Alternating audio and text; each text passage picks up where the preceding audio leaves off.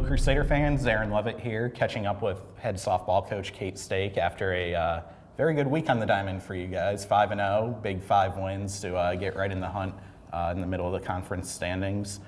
Just some initial impressions about the last week and the winning streak you guys are on right now. Yeah, teams played really well. Our pitching has certainly been what's carried us, with really good defense behind them as well. But Valpo softball has kind of traditionally stepped up when it matters most. The end of the season is what matters most, and our team's playing really well right now. And you look at the series you're going through, having won those 5 games against a Loyola team, which came back and beat the league leader Drake the next weekend, and then a Bradley team shutting down their offense that had averaged 5.5 runs a game in conference coming in. And it's kind of a microcosm of the whole season. You look at the Valley RPI versus the Horizon League where you came from. The Valley's 12th in RPI, the Horizon's 27th. A really big jump for your team. How do you think your players and your coaching staff has handled, there being no easy series anymore in conference play? There's not. We have not been given a win in the Valley. We haven't just been given a win because the team hasn't played well. We have earned every win. I think 5 of our losses in the Valley have been by 1 run. So every game is just a dogfight. And you're right, the RPI jump is huge. We talked to the players about it in the beginning of the season, about what a big jump it would be, and that we'd really have to play our best in order to compete well in the Valley. And I think we are. I think, as I told them, I think we are one of the strongest Valpo softball teams in the last decade when we look back at something that we can compare, which is our non-conference schedules. We're one of the most successful teams in the past decade when it comes to that. This team, this Valpo softball team, Team 36, is one of the most prepared group of players to take Valpo softball into the Valley, both from a talent standpoint and also they're just fighters, and that just continues to show in both our wins and our losses. But I think they relish in the competitiveness of this league. I mean, it really is. It's a roller coaster. Even just sitting on the bucket, watching our pitchers throw, it's like it's climbing the hill of that roller coaster, waiting for that strikeout, and then bang, we get the strikeout, we make a great play, we get a great hit, and those great plays and those great hits are always the difference maker. The games are always close, they're always exciting, both for the players, for the coaches, certainly for the fans as well.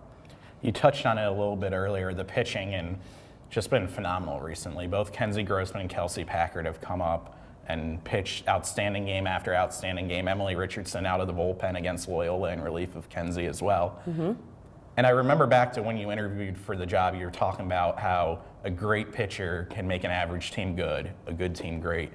And right now you've got 2 pitchers who are pitching very, very well. Can you just talk a little bit about their development, what's brought them here to this point of the season and allowed them to be reaching their peak here late in the year? Yeah, Monica Wright has done an excellent job with them, both in the bullpen, at practice all the time, and then also just pitch calling and scouting a team. I mean, you mentioned Bradley scoring 5.5 runs a game and us shutting them down. I can't think of, when we were scouting Bradley, a better executed plan than the one Monica put together and that our players were able to execute in the circle. Both Kenzie and Pack hardly missed a pitch, put it right where we needed to put it in order to keep a very successful team off the bases, and to keep the ball in the park against a team that can drive a ball.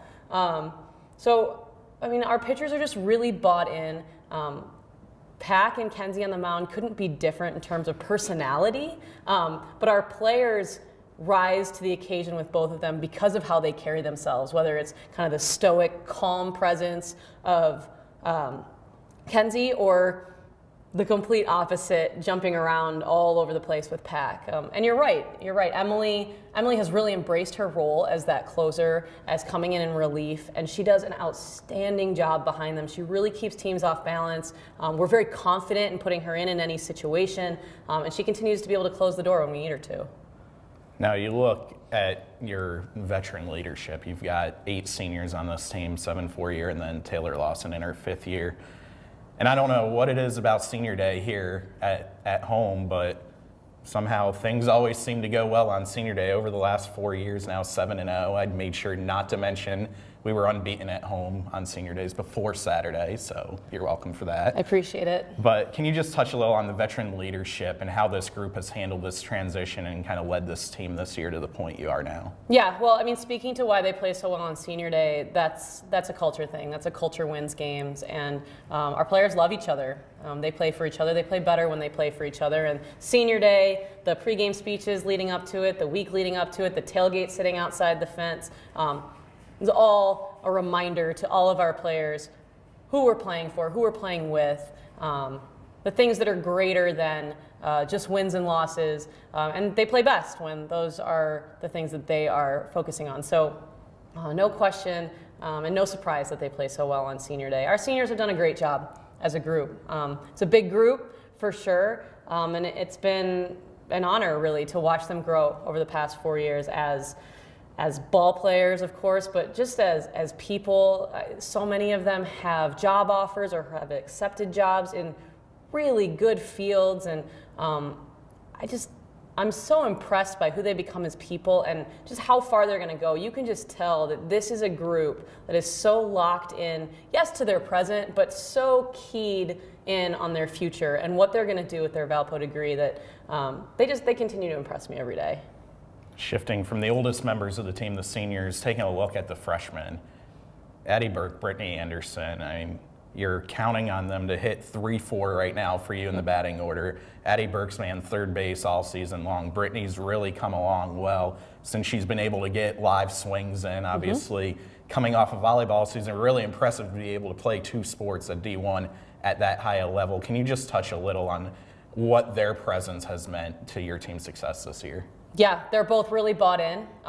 Addie's gotten a lot better. She's always been a pretty consistent hitter. She's very excitable. She's good to have at the top of the order because she has a very good personality at the top of the order. Third base, not her favorite position. She would tell you that. She certainly has told me that. But she has learned to like it at least and has gotten very good at it. She has really locked down that corner, particularly in conference, but a game changer for us. And Britt's a pleasure to have around. I'm really glad she's with us. It took her a while once she got back with us after volleyball to, like you said, take some live swings and get back into the swing of things, shorten her swing down a little bit against live pitching. But what a great defensive player, really good, patient at bats every time, and both of them they're just competitors. I think they've taken a lot away from the seniors, from the upperclassmen, and they're also adding their flavor to it. So, really sky's the limit for both of them in the Valley. A lot of good things going on with Valpo softball right now. Regular season coming to an end this week. You got one more chance to watch the team at home Wednesday afternoon, non-conference play against Northern Illinois, and then the final series of the regular season against your alma mater, Illinois State. So hopefully it's a happy homecoming for you and not for them. I plan on it. Until next time, I'm Aaron Levitt. Go Crusaders.